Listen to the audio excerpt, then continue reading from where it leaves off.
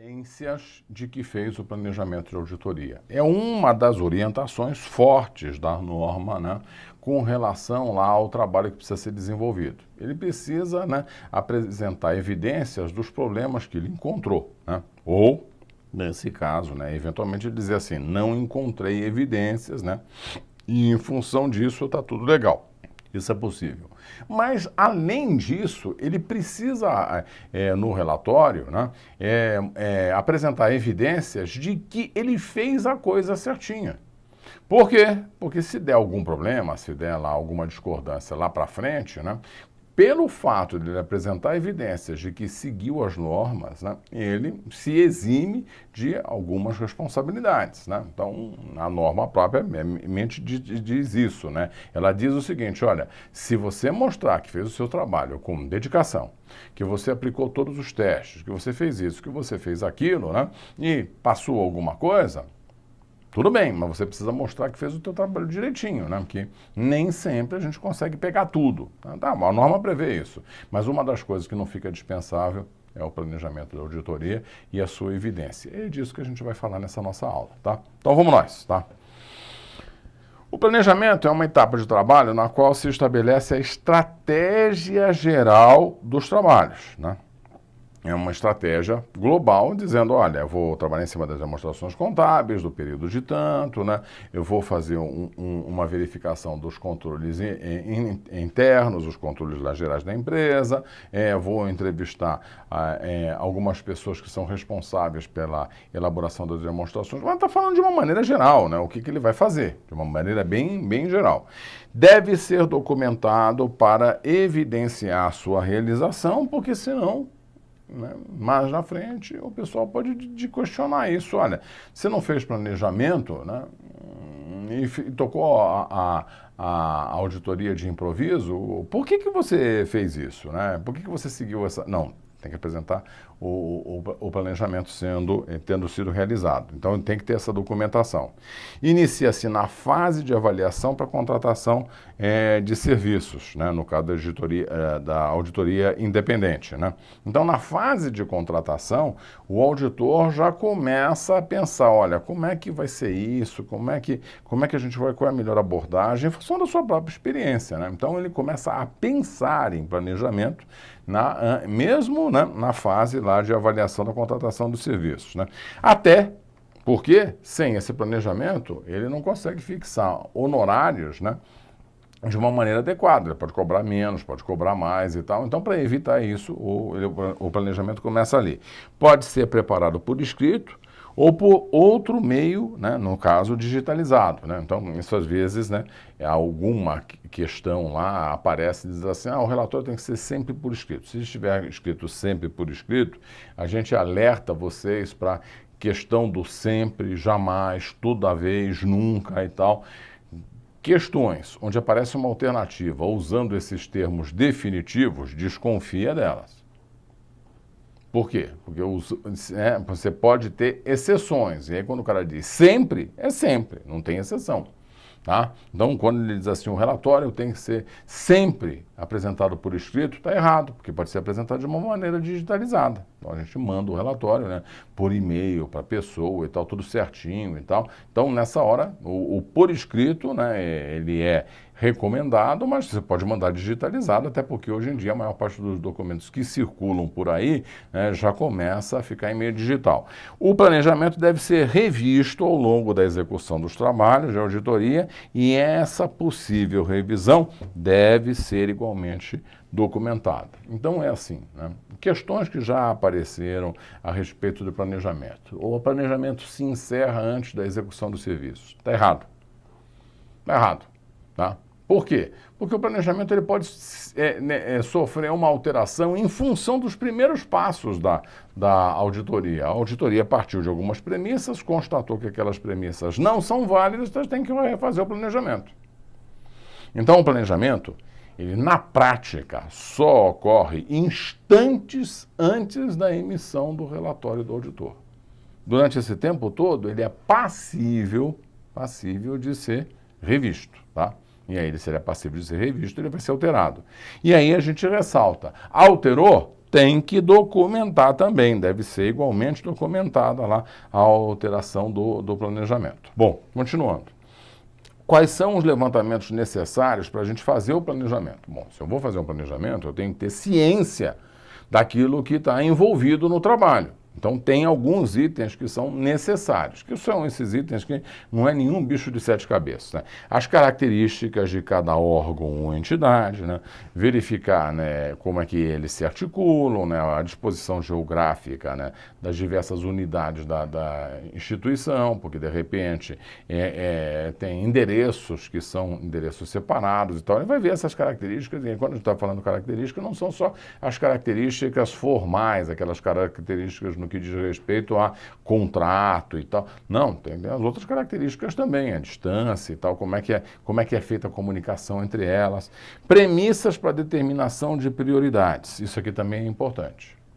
Então, o auditor poderia fazer um leque de coisas que poderiam ser realizadas dentro da auditoria, mas a auditoria tem que caber dentro de um prazo, porque muitas vezes a empresa ela tem obrigatoriedade, né, de apresentar as demonstrações contábeis até uma determinada data. Então, o auditor tem que se ajustar em relação a isso e, eventualmente, ele vai sacrificar o ótimo para fazer o bom. Tá? Então, essas premissas têm que estar lá. Níveis de risco e vulnerabilidades, assim como os critérios de importância relativa. Então, ele vai ver quais são os riscos que possam estar correndo. Por exemplo, um dos riscos que ele pode identificar direto, né, olha, não tem controle interno adequado, o negócio aqui passa batido. Se vier com erro, né, nem aí nessa hora, dentro do planejamento, ele vai ter que trabalhar mais sobre as informações contábeis para ter certeza de que, apesar de não ter controle interno, elas estão corretas, ou não. Tá? Então, isso aí é importante. Determinar a frequência dos trabalhos de auditoria, né? Então, a frequência e o ritmo, né, faz parte do planejamento. Então, ele determina isso durante a fase de planejamento. E ainda, avaliar a disponibilidade de recursos humanos, dias e homens, para fazer todo o trabalho que está envolvido naquela empresa específica. Lembrando que você tem auditoria em multinacional, você tem auditoria em empresas do tipo startup, com pouca gente, você tem auditoria em diversos tipos de estruturas. E aí você tem que ver qual é o volume de trabalho e alocar pessoal para caber dentro daquela data limite que, eventualmente, tem que ser obedecida para que as demonstrações contábeis sejam publicadas. Tá? Bom, continuando. Quais são os benefícios esperados do planejamento? Independente do fato de que o planejamento é obrigatório, ponto, e ele tem que ser evidenciado, foi feito o planejamento, existem benefícios, e esses benefícios às vezes são cobrados. Esses benefícios, eles são mais ou menos óbvios. A gente trouxe aqui alguns para que você fixasse, né, o que seria uma resposta o que o planejamento traz de bom. Então tá lá. Dedicar atenção apropriada às áreas importantes da auditoria. Uma das coisas no planejamento eu vejo quais são as áreas que são relevantes e não são relevantes da empresa e já descarto aquilo que não interessa, para ganhar tempo. Né? Identificar e resolver tempestivamente problemas potenciais. Tá? Por quê? Porque se eu estou com o planejamento, se eu estou tendo lá a sequência das atividades, né, eu já vou naquelas atividades que eu imagino que possam ter problemas. Então, se eu ficar lá sem um planejamento, andando a esmo, às vezes eu, até chegar a uma área onde realmente haja problema significativo, eu perdi muito tempo. Tá? Outro, organizar adequadamente o trabalho de auditoria para que seja realizado de forma eficaz e eficiente. E quando a gente fala de organizar esse trabalho, a gente conecta isso com o próximo item, que é o quê? Selecionar os membros da equipe de trabalho com os níveis apropriados de capacidade e competência. Então, nesse caso, né, No planejamento, a gente já diz, ó, João, você faz isso, Josefina, você faz aquilo, Clara, você vai fazer aquilo outro, eu fico fazendo essa parte aqui, as coisas se articulam. Então, a gente está atribuindo responsabilidade de trabalho, né? E aí, essa distribuição faz com que a gente efetivamente tenha uma estratégia de trabalhar junto, tá? Então, né, a gente tem que ver também os perfis dos membros da equipe, né? Eles devem ter um nível apropriado para exercer a sua função. Então a gente vai ter que olhar, olha, de repente, né, essa empresa aqui, ela tem um grau de complexidade tamanho que eu vou ter que chamar gente mais sênior para acompanhar o trabalho. Você fica sempre com aquele negócio na cabeça, poxa, e onde é que vai surgir então a oportunidade para o sujeito que não é sênior, um sujeito que é júnior? Tranquilo, ele acompanha o outro. Ele vai lá e, dentro do planejamento, a gente diz, olha, eu vou ter alguns juniores, né, que vão acompanhar os analistas plenos e tal, né, os auditores plenos, para que eles possam se desenvolver também. Direcionar e supervisionar os membros da equipe e a revisão do seu trabalho. Isso aqui também é importante, porque o planejamento ele acaba criando um padrão contra o qual a gente vê o andamento dos trabalhos, né? Para dizer que está certo ou que está errado, para dizer que está adiantado, está em dia ou está atrasado, a gente tem um planejamento que é o padrão que deve ser seguido. E, finalmente, né, dentro dessa lista, que não esgota a questão, mas que é bastante abrangente, se for o caso, coordenar o trabalho realizado por outros auditores e especialistas, tá? Por quê? Por quê? Porque às vezes você tem lá uma movimentação dentro de um grande grupo de empresas, tá? E aí, nessa movimentação, pode ser que uma das empresas que fazem parte do grupo contrate uma auditoria específica. Pode. Então, nessa hora, né, o auditor está sabendo, né, que ele está dentro de um grupo, né, que eventualmente tem transações com outros elementos do grupo, né, e aqui, né, os outros elementos do grupo têm auditores diferentes, no planejamento ele já considera isso e já vê como é que ele vai fazer a troca de informação, como é que ele vai registrar essa comunicação de uma maneira geral. Não só com auditores de outras empresas, né, que de repente fazem parte do mesmo grupo, né, e é importante que haja essa conversa, porque aí a gente tem lá uma auditoria que é a auditoria do grupo e essas coisas têm que ser todas articuladas, mas também, né, no planejamento definir, olha, eu vou precisar de especialista e vou definir onde é que o especialista entra, tá? Bom, por que planejar? Então, em função daquelas vantagens todas, né, a gente simplifica, né, de uma maneira bem objetiva. É necessário planejar para identificar as características do trabalho para definir o seu alcance, né? Então, eu tenho que planejar para saber se eu vou ter que trabalhar uma semana, 2 meses, 3 meses, né? E quais são as condições de trabalho. Depois, definir os objetivos do relatório de trabalho de forma a propor a época da auditoria e a natureza das comunicações requeridas. Então, eu vou ver lá quais são as interfaces que eu vou ter e já começo a me preparar para, né, garantir uma comunicação fluida durante os trabalhos. E, finalmente, aumentar a probabilidade de a auditoria atingir os seus objetivos. Quando eu tenho planejamento, quando não estou trabalhando de improviso, né, eu tenho um rumo apontado, né, um rumo certo. E aí a gente consegue coordenar os esforços de todos na mesma direção. Fora isso, né, que a gente não coloca aqui, né, mas que também é uma razão de se planejar, com o planejamento eu consigo orçar melhor os trabalhos de auditoria independente. Porque eu tenho esse volume. Então, vamos dizer, é um complemento a essa lista, tá? Bom, continuando. Nas atividades preliminares, né, dos trabalhos, a gente deve decidir sobre a aceitação e ou continuidade do relacionamento com o cliente, aceitação daquele trabalho ou continuidade de um trabalho que estava sendo feito ao longo de vários anos. Agora vamos fazer de novo a auditoria esse ano ou vamos cair fora? Isso é uma decisão que tem que ser tomada, tá? Avaliar a conformidade com aqueles requisitos éticos, inclusive no que diz respeito à independência, isso aqui toda hora aparece. E é para aparecer toda hora, porque isso aqui é extremamente importante para o auditor, para a empresa, mas também é importante para o auditor, para que o trabalho dele não seja questionado. Então ele vai ver lá se aqueles requisitos éticos básicos, né, podem ser sustentados na relação com o cliente. naquele trabalho específico, tá? Inclusive os de independência.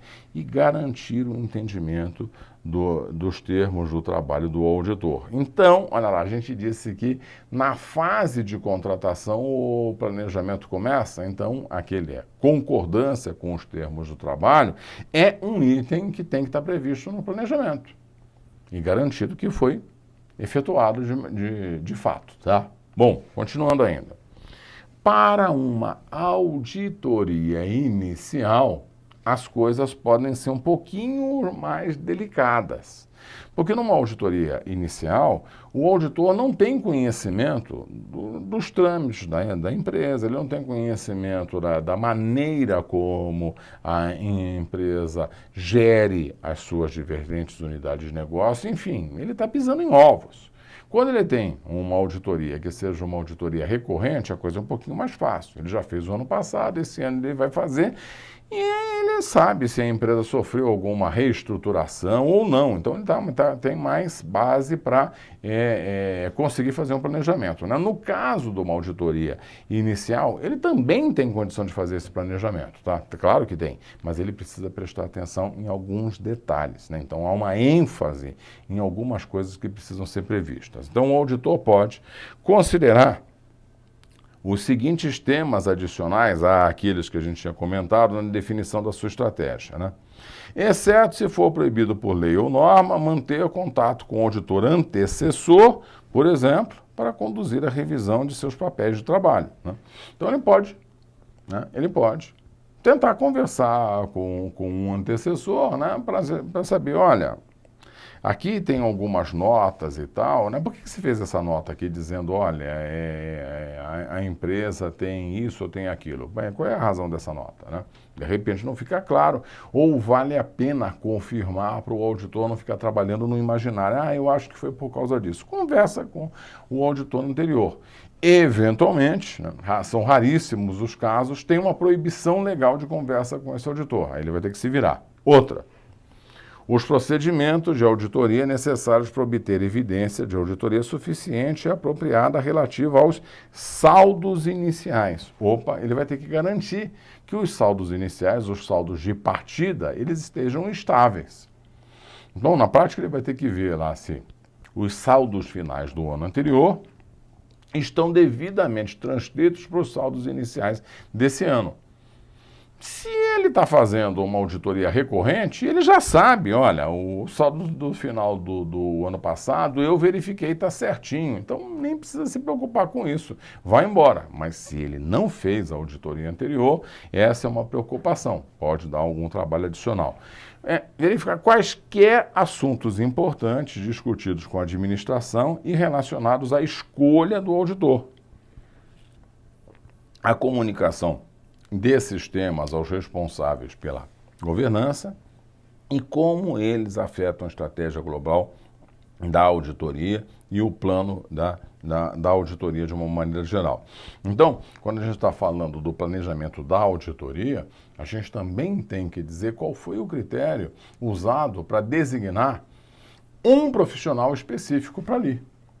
O cara estava passando, eu passei a mão nele, eu botei a mão no ombro dele e disse, vem trabalhar aqui. Não é isso, né? Então a gente vai ter que dizer, olha, em função da necessidade de conhecimento, da necessidade de experiência, o seu fulano que tem um currículo legal, então isso tem que estar lá. Que está lá também no planejamento. E outra coisa, né? Outros procedimentos exigidos pelo sistema de controle da qualidade da firma para os trabalhos de auditoria. Algum outro procedimento que possa ser percebido como necessário. Lembra, quando a gente vai designar o auditor, né, a gente está falando de uma auditoria inicial. No ano que vem, o auditor aparece de novo, e aí existem algumas limitações para que ele não se repita continuamente. Mas no ano que vem é o mesmo. Eu não preciso voltar com essa churumela de dizer, olha, o cara tem competência nisso, competência naquilo, porque a organização já conhece, né? Então a coisa é um pouquinho mais fácil, né? Ou mais simples. Na auditoria inicial tem esses cuidados aí, tá? Ao conduzir um trabalho de auditoria inicial, olha lá, o objetivo do auditor com relação aos saldos iniciais é conseguir obter, né, de fato, uma evidência, né, apropriada e suficiente se os saldos iniciais contêm distorções que afetam de forma relevante as demonstrações contábeis do período corrente. Ó, cuidado. Muitas questões são feitas nessa hora para dizer assim, se eles têm distorção significativa, né, que podem afetar as demonstrações do período anterior. Não, é do período corrente. O foco é dar sustentação para o trabalho que está sendo feito agora. O trabalho que foi feito antes, só nessa transição dos saldos iniciais é que a gente precisa tomar um pouquinho mais de cuidado, tá? Depois, as políticas contábeis apropriadas, refletidas nos saldos iniciais, né, ele tem que verificar, né, se foram aplicadas de maneira uniforme das demonstrações contábeis do período corrente, quer dizer, foram repetidas agora, ou as mudanças nessas políticas contábeis estão devidamente registradas e adequadamente apresentadas e divulgadas de acordo com a estrutura do relatório financeiro aplicável. Olha, é assim, a empresa vinha dentro de um regime de reconhecimento de ativo e passivo segundo um determinado critério válido. A gente já usou esse exemplo e repete aqui. Agora ela mudou. É facultado à empresa, de repente, mudar, desde que o novo critério também seja aceito. Tá? Mudou. Aí o que o auditor tem que ver? Ele tem que ver se houve transformação de um período para outro. Aí, se tiver uma transformação de um período para outro, a instituição já deveria ter colocado lá uma nota explicativa dizendo que isso aconteceu. Então, ele vai verificar isso especificamente para ver se a nota está lá, se ela tem um destaque devido para chamar a atenção do leitor da demonstração do contábil, dizendo que, olha, nessa demonstração contábil aqui, a gente está tendo práticas que são diferentes do anterior por causa disso. Justifica lá e vai em frente, tá? Bom, também ao conduzir um trabalho de auditoria inicial, o objetivo do auditor em relação aos saldos é de que as demonstrações financeiras do ano corrente, cuja auditoria está sob a sua responsabilidade, prestem atenção, ele vai mexer naquilo que é responsabilidade dele. O outro, ele conversa, tira algumas dúvidas, mas ele não vai validar o período anterior, né? Então ele vai garantir, né, que vai buscar, né, é uma garantia de que as demonstrações não sejam afetadas pelo efeito de que deve ser reconhecido em anos anteriores, em decorrência lá de correção de erros ou mudanças de práticas contábeis. Então aqui ainda tem mais uma, e a gente ainda ressalta, né? Pode haver mudança na prática contábil ou pode haver uma identificação de um erro. Mas como é que pode passar erro? Pode, a gente tem falado, o auditor não é infalível, os procedimentos não são infalíveis e, eventualmente, teve um erro de detecção. Quando apareceu esse erro de detecção, a gente tem que corrigir. E aí, se esse erro foi identificado, nessa hora o auditor vai ter que prestar atenção para ver quais são os efeitos desse erro nas demonstrações, né, contábeis, a presente que ele está auditando e as futuras, e tomar providências para que o ajuste seja realizado pela administração. Esse objetivo, ele não vai requerer que o auditor examine as demonstrações financeiras do ano anterior. Então, ele não vai precisar fazer isso, nem emita uma opinião sobre elas. Inclusive, isso pode ser caracterizado como um problema de ético, né? Não vai dar pitaco no trabalho do auditor anterior. Ele simplesmente está focando lá a questão dos saldos iniciais, tá? E ele tem, inclusive, a abertura, né? A gente já comentou isso, né? De conversar com o auditor anterior, se for o caso, se ele achar que é necessário e não houver lá algum tipo de proibição legal. Então, né, ele não vai dar pitaco em cima do trabalho de outro auditor, tá? Por causa dos saldos iniciais. Bom, continuando. O que tem que ter no planejamento? Cronograma geral dos trabalhos, os procedimentos de auditoria que foram programados inicialmente, isso aí pode mudar, né? Bem como a sua extensão e oportunidade seria a data de aplicação, né? A relevância adotada, né? Então até onde que a gente considera o limite para dizer, olha, uma divergência de tanto é aceitável, dali para frente não dá. Então, relevância. Os riscos de auditoria identificados, que podem ser a questão do funcionamento lá dos controles internos, o pessoal designado, o perfil da equipe, as épocas oportunas de trabalho, né, para todos eles, a supervisão e revisão dos trabalhos, que no caso de uma auditoria independente para uma empresa que atua no mercado, né, de capitais, ela é exigida, tem que ter uma supervisão com um acompanhamento de qualidade, tá?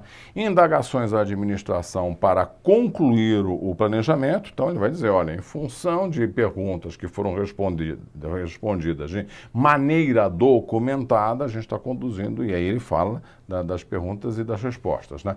E revisões e atualizações do próprio planejamento e dos programas de auditoria em função de novos fatos ocorridos. Então, até o último item, a gente faz no começo da auditoria, né? Bem no comecinho. Aí a gente começa a auditoria, se há necessidade de mudar alguma coisa, então, nesse caso, a gente documenta lá todas as revisões e explica por que essas revisões foram, de fato, né, feitas, tá? Bom, continuando.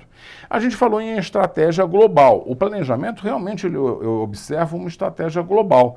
E essa estratégia global, ela vai não entrar no detalhe de quais são os testes, nada disso. Ela vai falar de uma maneira geral o que é a auditoria, ou o que vai ser a auditoria, já que a gente está falando de planejamento e não execução, né? Então, contém especificações pertinentes à estrutura do relatório financeiro sobre o qual a informação financeira a ser auditada foi elaborada. Então, ele vai falar lá dessa estrutura. Olha, não estou detalhando que eu estou trabalhando em cima de um elemento ou outro dessa estrutura. Só estou dizendo qual é a estrutura principal. Depois, a cobertura de auditoria prevista, inclusive o número e a localização de componentes a serem incluídos. Eventualmente, né, a gente já tinha falado, pode ser feita uma auditoria de grupo.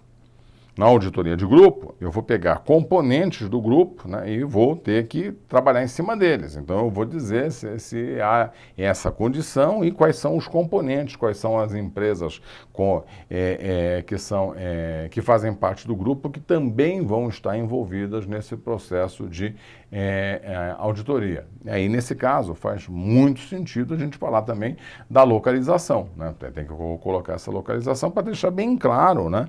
Até questões, eventualmente, de transferência de valores e tal, e a aplicação de impostos no regime diferenciado. Aí tem um monte de coisa que a gente pode considerar, tá? A natureza das relações de controle entre controladora, que seria a unidade de central, e seus componentes, as unidades locais, que determinam como tudo será consolidado. Então, se eu estiver trabalhando no grupo, se eu estiver fazendo uma auditoria de uma empresa isolada, né, esses itens aqui, eles ficam totalmente inaplicáveis, tá? A extensão em que a auditoria de componentes será efetuada por outros auditores, né? Nesse caso, se eu não tiver o componente, é a extensão do trabalho do auditor que está trabalhando lá numa única empresa. E a disponibilidade, né, do trabalho dos auditores internos e a extensão da eventual confiança do auditor nesse trabalho. Isso aqui já é geral.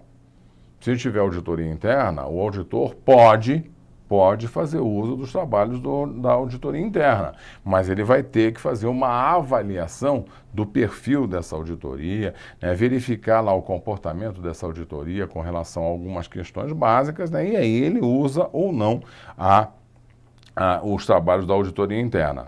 Bom, o que mais ainda? Uma continuação.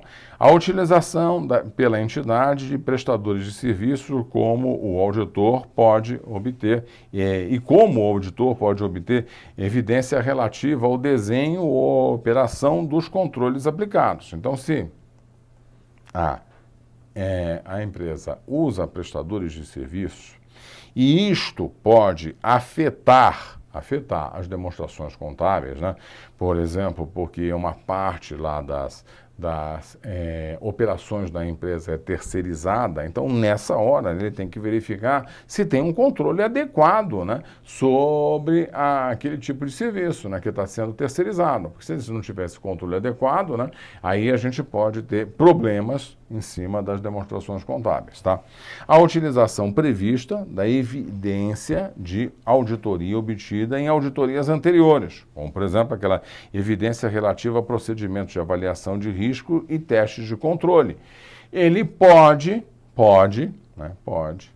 chegar e usar a parte da auditoria anterior como pressuposto ou como base para o trabalho atual. É uma base, não é que ele vai simplesmente confiar na auditoria anterior, né? Então, nesse caso, né, se ele tem uma previsão de fazer isso, vai colocar lá isso como parte da estratégia geral. O efeito de TI nos procedimentos de auditoria, né? Muitas vezes a gente diz assim, auditoria, né, com TI, tranquilo, não dá problema nenhum e tal, até ajuda, né? A empresa está trabalhando com uma série de sistemas automatizados, então, né, os relatórios estão todos consolidados, nada disso. Se o auditor confiar nisso, ele está falhando no aspecto do ceticismo profissional. Se tem sistema, ele vai ter que ver como é que ele vai verificar se esse sistema está processando as coisas de maneira adequada, porque pode ter um erro no sistema, então tem que prever isso aqui também. A coordenação da cobertura prevista e a época, né, do trabalho de auditoria com revisão das informações financeiras intermediárias, né, aquelas informações que estão sendo passadas, então ele vai ver como é que a coordenação vai ser feita, qual é o regime, né, de bate-papos que vai ter dentro da equipe, por exemplo, né, e a disponibilidade do pessoal e dos dados da entidade auditada para que ele possa fazer o seu trabalho, para que ele tenha condições básicas para executar o seu trabalho. Isto está dentro da estratégia global. Repara, em nenhum momento aqui a gente está falando, ele vai fazer teste desse tipo, ele vai fazer uma análise comparativa do desempenho da empresa com outra empresa. Isso é detalhe que vai acontecer, mas não na estratégia global. Na estratégia global, ela é mais abrangente e menos pontual, tá? Aí vem o plano de auditoria. Opa, o plano de auditoria, ele é mais detalhado que a estratégia global, né? Visto que ele vai incluir itens que não estão na estratégia global, mas que são necessários para que o planejamento possa ser seguido.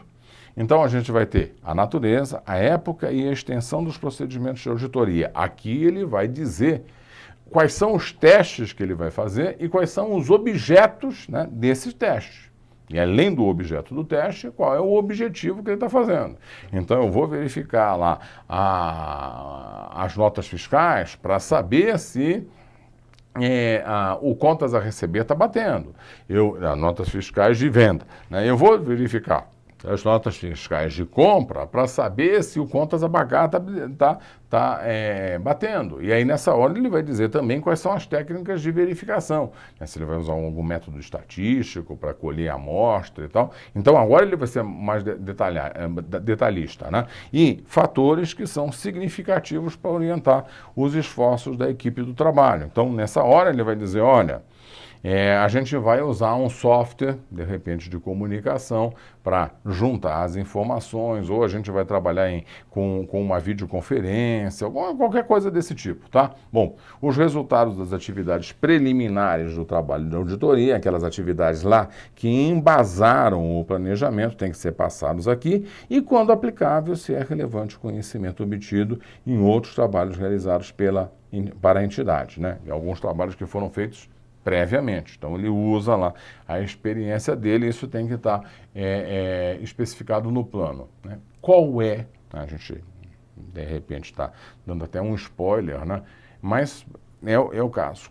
Qual é a evidência de que o planejamento foi feito? O auditor tem que mostrar essa evidência, o planejamento foi feito. Se ele disser simplesmente, eu planejei, isso não é evidência. Então, qual é a evidência? O plano. O plano mostra que teve um planejamento, porque o plano é o documento do planejamento. Essa é a evidência show para dizer que houve o planejamento, tá? Bom, o plano de auditoria deve considerar os fatores que são significativos para orientar os esforços da equipe, aqueles fatores assim mais críticos, né? Eventualmente uma desconfiança lá com os controles internos, eventualmente lá alguma falha que já foi antecipada pela administração, ele coloca aqui, tá? Ele deve considerar os resultados das atividades preliminares do trabalho de auditoria e, quando aplicável, se é relevante o conhecimento obtido em outros trabalhos realizados para a entidade, tá? Então, nessa hora, isso aqui deve significa tem de. Isso aqui é obrigatório. E depois, deve determinar a natureza, a época e a extensão dos recursos necessários para a auditoria. Então, lá atrás a gente disse, olha, tem que incluir uma série de itens. Aqui a gente está dizendo, estes não podem estar ausentes. Então, quando disser assim, qual é o básico, não, vai aparecer uma pergunta, isso aqui a gente tem que falar. Quais são os fatores significativos, né, para orientar o trabalho, que ele pegou lá nas conversas iniciais com a administração, depois ele vai considerar lá os resultados, né, que podem ter sido feitos anteriores e, finalmente, dizer qual é o regime com que a auditoria vai ser tocada. Bom, e para fechar o plano, existe um instrumento, existe uma ferramenta que é muitas vezes referenciada, né, que é a matriz de planejamento. A matriz de planejamento é uma estrutura visualmente fácil da gente perceber, onde se vai mostrando passo a passo o que a gente vai fazer. E essa matriz, né, não a matriz em si, né, mas ela serve de base, inclusive, para um checklist, para saber se aquele item, né, que está constando lá na matriz, né, ele foi executado e produziu os resultados adequados. Então, a matriz, nessa hora, ela tem algumas colunas que elas vão orientando o que precisa ser definido em termos de ações. Então, primeiro, questão da auditoria. A gente vai dizer o que uma determinada ação tenta responder. Então, aqui no exemplo que a gente apresentou, especificar os termos chaves, né, e o escopo da questão. Nessa hora a gente vai falar qual é o período de abrangência, a população alvo lá do trabalho que está sendo feito, qual é a área geográfica que está abrangida pelo levantamento que a gente está fazendo. Então, nessa hora a gente vai, né, definir essa questão de auditoria. Legal. Depois, as informações requeridas. Quando a gente fala das informações requeridas, a gente está dizendo assim, quais são os documentos que vão ser usados para resolver, para responder aquela questão. Que pode ser validar lá o faturamento da empresa, validar lá o recolhimento de impostos, sei lá, o que for, né? Então ele vai dizer quais são as informações requeridas. Quais são as fontes dessa informação? Peraí. Nota fiscal, né, é fonte interna. Registro contábil é fonte interna. Isso é óbvio, é tudo dentro da empresa. Não. Porque a fonte de informação pode ser uma fonte de informação de fora da empresa. E mesmo as informações da empresa, muitas vezes elas podem vir de fontes alternativas. Então o auditor conversa com uma pessoa, tem uma dica, aí ele vai validar aquilo, vai usar um determinado grupo de informações. Depois, para ver a coerência dessas informações, busca fazer o cruzamento através de uma outra informação. Então, um exemplo bem bobinho. Eu posso cruzar lá as notas fiscais de recebimento com os depósitos bancários na conta da empresa. Faço esse cruzamento para saber se as coisas estão batendo. Então, são duas fontes de informação e ele tem que especificar isso, tá? As estratégias metodológicas aplicáveis. Aí, nessa hora, ele vai dizer se ele vai fazer um tipo de teste, se ele vai fazer outro tipo de teste, ele vai especificar qual é a técnica que ele está usando, né, para aquele item. Os métodos de análise de dados, né? Então, de repente, ele pode dizer assim, olha, eu estou trabalhando em cima de uma média para fazer uma projeção, sei lá o que for, mas se tiver algum método específico, ele coloca na matriz, né? Quais são as limitações possíveis, né? Então, nessa hora, ele vai dizer assim, olha, lá naquele item ele diz assim, eu estou vendo nota fiscal, né, mas eu posso ter problemas com relação a disponibilidade de um bloco de notas fiscais que foi perdido, né, que que extraviou, né? Desde que ele não considere que isso aí tem um impacto geral sobre as demonstrações contábeis, ele pode continuar trabalhando nessa linha. Então ele pode dizer lá de algumas limitações de falta documental, né? Algumas limitações com relação ao controle interno que poderia estar ativo naquilo e, finalmente, o que a análise permitirá dizer. No final das contas, né, qual é o auxílio em termos de diagnóstico que aquela ação vai proporcionar. E aí ele vai colocando isso para cada uma das coisas que a auditoria deveria verificar e perguntar para poder dizer que as demonstrações contábeis estão corretas. Então, é uma estrutura bem legal, por quê? Porque de uma maneira bem simples e estruturada, você consegue ver o passo a passo do que deve ser feito, ok? Então, lembrem-se da matriz de planejamento, que é um resumão do planejamento, mas bem objetivo para definir o que deve ser realizado pelo sócio responsável pelo trabalho e pelos outros elementos da equipe. Bom, agora está na hora da gente ir para as nossas questõezinhas. Então, vamos lá para as nossas questões para validar aquilo que a gente discutiu nessa aula. Então, vamos pegar lá a primeira questão é de 2018, diz assim, ó, para se obter uma base sólida para o planejamento e execução dos procedimentos técnicos de auditoria, o auditor, considerando os riscos de auditoria, deve, vamos lá, identificar e avaliar todos os controles internos aplicados pela entidade. Quando ele fala assim, todos os controles internos aplicados pela entidade, é todos. Não leia todos os controles internos aplicados pela entidade sobre as demonstrações contábeis. O sobre as demonstrações contábeis você colocou da tua cabeça. Que aqui ele não está dizendo isso. E se ele está dizendo que é todos os controles internos, o auditor não vai fazer isso. Ele vai fazer sobre os controles internos que interessam para o trabalho dele. Está errada a letra A. Aí depois tem selecionar os controles relacionados com os maiores saldos patrimoniais. Também não tem nada a ver. Né? Por quê? Porque nesse negócio de trabalhar só com os maiores saldos, eu posso, de repente, né, eliminar um monte de saldos pequenos que no seu bojo são maiores do que os saldos, né, que a gente estava considerando. Então eu posso, né, percentualmente, né, pela subdivisão lá dos saldos, né, estar trabalhando num pedaço muito pouco significativo do total. Os maiores saldos, por exemplo, eu tenho um maior saldo que é 10% e o resto é tudo pingadinho. Então eu vou trabalhar sobre o maior saldo e vou esquecer o resto? Esquece. Bobagem.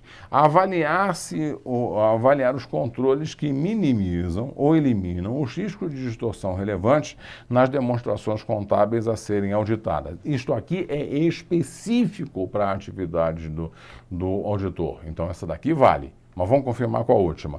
Analisar somente os controles que se relacionam com as informações contidas nas notas explicativas. Ah, peraí. Então ele vai ver os controles da nota explicativa e vai deixar para lá os controles que trabalham em cima da demonstração contábil como um todo? Bobagem. Então a gente confirma que a resposta correta é letra C. Vamos para mais uma. Vamos lá, mais uma. Ó. Com relação à documentação da estratégia global de auditoria, julgue os itens abaixo. E aí vamos ver lá o que a estratégia global deveria contemplar. O auditor deve documentar a estratégia global de auditoria, o plano de auditoria e eventuais alterações significativas ocorridas na estratégia global de auditoria ou no plano de auditoria durante o trabalho de auditoria e as razões dessas alterações. Isso a gente já disse, tem que fazer mesmo. Tem que fazer. Se vai alterar, tem que especificar por que foi alterado, né? Porque senão pode dar aquela impressão, o cara alterou para dar uma facilitada e tal. Não, então tem que fazer uma especificação clara do porquê que houve algum tipo de alteração, se houve alteração. A documentação da estratégia global da auditoria é o registro das decisões-chave, das principais decisões, consideradas necessárias para planejar adequadamente a auditoria e comunicar temas importantes à equipe de trabalho. Tá legal, decisão-chave são aquelas decisões macro. O detalhe não está na estratégia global, isso aqui também está certo. A documentação do plano de auditoria é o registro da natureza, época e extensão planejados, né? Dos procedimentos de avaliação de risco e dos procedimentos adicionais de auditoria no nível da afirmação, em resposta aos riscos, né, avaliados. Agora ele está falando, né, embora ele tenha falado lá da estratégia global, né, aqui ele está falando especificamente do plano. E quando ele fala isso em relação ao plano, também está correto. Aqui eu vou descer no nível de detalhe. Legal. E aí tem lá o registro das mudanças significativas na estratégia global de auditoria e no plano de auditoria e respectivas mudanças na natureza, época e extensão planejadas nos procedimentos de auditoria, explicando o motivo das mudanças significativas, a estratégia global e o plano de auditoria adotado para a auditoria. Então, nessa hora, ele está, na verdade, dizendo o seguinte, olha, aquilo que se aplicou lá, a versão inicial, né, do planejamento, eu tenho que aplicar a todas as revisões que estão sendo feitas. Tudo certo, tudo correto, não tem nada estranho. Se não tem nada estranho, a resposta correta é todos os itens, 1, 2, 3 e 4, estão corretos. Mais uma questãozinha, vamos lá. Ó. Uma questão lá de 2016. Julgue os itens abaixo e selecione, aí em seguida assinale a opção correta. Vamos nós, tá? Então ele diz assim, ó, o planejamento de auditoria envolve a definição de estratégia global para o trabalho e o desenvolvimento de plano de auditoria. Um planejamento adequado é benéfico para a auditoria das demonstrações contábeis de várias maneiras, a saber, auxilia o auditor a dedicar atenção apropriada às áreas importantes de auditoria, auxilia o auditor a identificar e resolver tempestivamente problemas potenciais, auxilia o auditor a organizar adequadamente o trabalho de auditoria para que seja realizado de forma eficaz e eficiente. Isso aqui é o que a gente falou na aula. Mas mais do que isso que a gente falou na aula está lá na norma, que vai lá e especifica, né, por que a gente faz esse plano em termos de benefícios gerais. Corretinho, vamos em frente. A natureza e a extensão das atividades de planejamento não deve variar, independentemente do porte e da complexidade da entidade. Nem deve ser levada em consideração a experiência anterior dos membros chaves. Quer dizer o seguinte, fixou no começo, mesmo que esteja errado, o auditor vai ter que seguir aquilo até o final. Bobagem, isso aqui está errado. Então essa natureza, ela pode variar. Não é que ela não deve variar, ela pode variar. Pode variar em função de circunstâncias que são identificadas no decorrer da execução da auditoria. O 2 está fora. 3. Planejamento não é uma fase isolada da auditoria, mas um processo contínuo e interativo que muitas vezes começa logo após ou em conexão com a conclusão da auditoria anterior, continuando até a conclusão do trabalho da auditoria atual. Entretanto, o planejamento inclui a consideração da época de certas atividades e procedimentos de auditoria que devem ser concluídos antes da realização dos procedimentos adicionais de auditoria, tá? Isso aqui também está certo. Embora esteja meio confuso, né, o texto, porque ela é longo e tal, ele diz o seguinte, ó, eu faço um planejamento e aí, nesse planejamento tem lá um teste.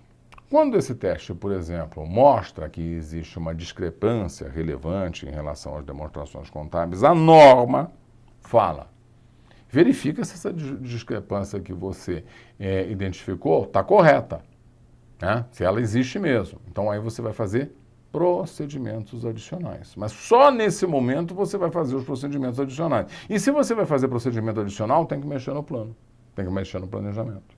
Porque originalmente você estava pensando que estava indo tudo num ritmo só. É isso que está dito aqui e está correto, não tem problema nenhum. A última, o auditor pode optar por discutir esses elementos do planejamento com a administração da entidade, de forma a facilitar a condução e o gerenciamento do trabalho de auditoria. Por exemplo, coordenar alguns dos procedimentos de auditoria planejados com o pessoal da entidade. Apesar de, normalmente, essas discussões ocorrerem, a estratégia global de auditoria e o plano de auditoria continuam sendo a responsabilidade do auditor. Na discussão de temas incluídos na estratégia global de auditoria ou no plano de auditoria, deve-se atentar para não comprometer a eficácia dessa auditoria. Legal, tá joia.